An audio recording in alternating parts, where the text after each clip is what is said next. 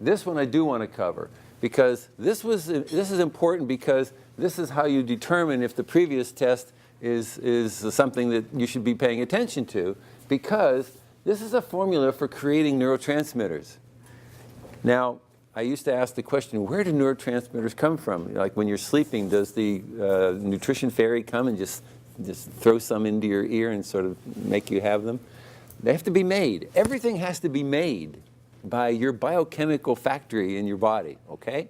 So the neurotransmitters, the serotonin and the GABA and the dopamine, all these need to be made, and the same with hormones. The estrogen, the testosterone, they all need to be made.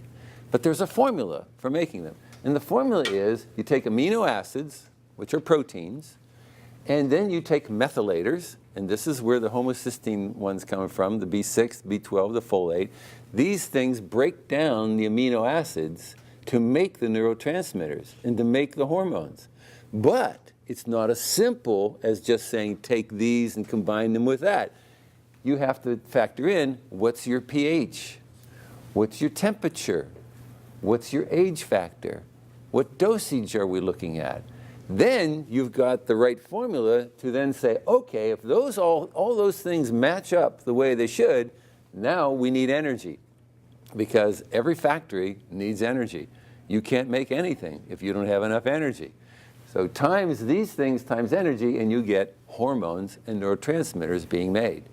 So if you're starting to have sleep problems, or you're starting to have stress problems, or you're starting to have hormone dysfunction problems of some kind, this is because your equation's not working. And you need to correct it in order to get that equation back in balance again. So this is like a simple, really simple explanation.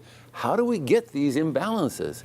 Because we have deficiencies of things in this equation. That's how we end up with these symptoms and these problems. Correct this formula, get this equation right, all those things go away. The first thing I say to people when they say I have a sleep problem, I say, do you take a vitamin B supplement? No. Take one with your dinner. See what happens. 70% of people will say, oh, I slept good last night. I'm sleeping good every night now. 30%. Which B you're talking about? All B complex. All B complex. B's like to be together. And so you gotta start with a complex. Now, you may need more B6 or B12 or folate. We'll get to that later.